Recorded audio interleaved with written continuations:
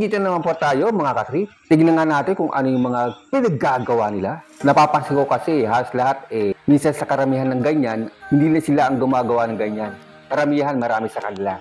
Minsan kasi pag ako napapadaan dito sa gilid ng dagat, akala ko naglalandilin sila Yung pala may kinukuha sila sa ilalim Tignan nga natin kung anong klase yan. Ayun ang dami Kung titignan mo lang para siyang ipis.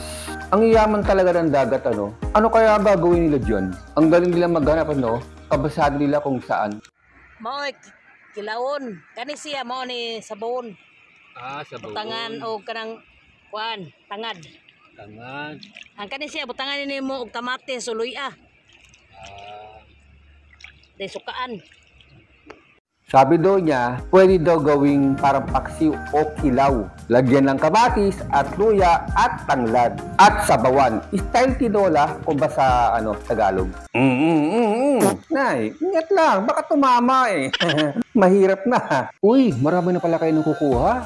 Tsaka ni Inday. Maghapon lang yan. Ganyan na karami. Nakita ko nga itong tuba. Namiss ko to Siya ang may-ari ito, si Nanay Inday. Ano, tayo? Gimla ba tayo? Para nakakarami ka na. Kasama ng tingin mo sa akin Teka lang, relax. Ayan pa si Mr. Trip. Titikman natin kung anong lasa ng tuba. Kung bakit pa kulay brown. Yan ang lambanog sa kanila. Di ba ang lambanog sa mga Tagalog sa atin sa probinsya ay kulay puti. Merong mga first class, second class, at third class. Masarap siya. Matamis, na maasim-asim, na mapakla, at minsan mapait. Kaya nag-isang shot pa ako niyan. Yung ganyang karami na iniinom ko ay 20 pesos lang. Ang problema kasi sa tuba, umaga pa lang ginagawa na yan. Kaso, pagdating ng hapon o gabi, ay pumapait na siya. Nag-iiba yung kanyang lasa. Pero alam nyo ba na sinasagulan ng Pepsi yan, ng soft drinks, pag pumakla na o naging papait na ang lasa? Di ka pares ng mga lambanog, kailangan mo pa ng chaser, tubig, o soft drinks, o juice. Yan, hindi na mo na kailangan yan. Diretso na sa lalamunan yan. Diretso inuman. Okay pa sa alright yan. Napansin ko, mga bangka dito, halos tagkalat. Sila yung mga may-arin, mga umiinom. Nag-i-repair, sila yung mga iba dyan na manginista. Yung iba naman dyan ay mga kumukuha ng mga pasahero, galing barko sa kanilang servisan ng mga seaman dyan. Buti nilang hindi nawawala ang mga bangka nila dito. Bakit kaya yung iba, walang mga motor yung kanilang bangka? Siguro kinakabit tanggal lang. Bakit yung iba dito, walang mga tali ang mga lubid ng mga bangka? Ito kasi may mga nakakamada na lubid para pag lumakas ang alon, bumagyo, hindi madala yung kanilang mga bangka. Ito yung gusto kong bangka ng araw. Halos na yung time na nagsumakay ako dito ay talagang sumuko ako.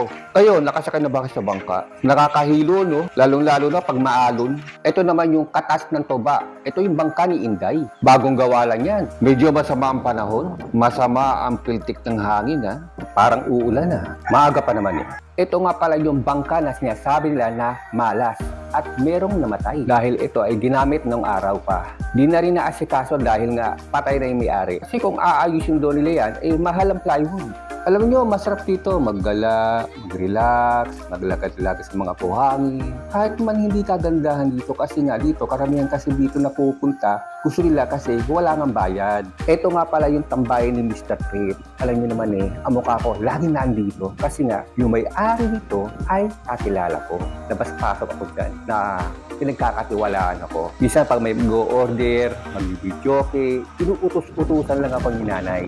Minsan, pero madalas, nandiyan ako tuwing linggo. Kasi nga, talagang maraming tao dyan. Dinadayuhan talaga yan. Ang sarap ng hangin. Ang lakas. Grabe. Pagbasdan yung puno, alam nyo ba, wala ng mga tao dyan. Pag umabot mga 5:30 ng hapon, wala na. Ako na pala ang tao dito. Wala na talaga tumatambay. Nakikita nyo ba yun, mga aso? Tuwan-tuwa, Kasi lakas ang hangin, Aso ni nanay yan. Ang dami yan, 8. Walang ginawan sila kung di maghabulan, lalo na pag malakas ang hangin. Yan ang gusto-gusto nila. Grabe. Para sila mga alright. Dito Ito, marami ditong tilapia, pero hindi ganahan ng mga Bisaya sa tilapia kasi nga daw marumi ang kinakain nila. Pero sa atin, di ba, ang daming tilapia. Grabe, no? Basta talaga malapit ka sa dagat, ang lakas ng hangin. Natatawa ako kinanay, sinasabihan pa naman ako na, umuwi ka na, uy!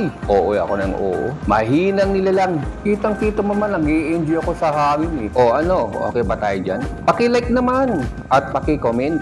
Uy, oo nga pala, don't forget nga pala. Malapit na tayo. Coming soon, special guest natin si Boy Tapang. Malapit na. O paano ha? Yaba-yaba do!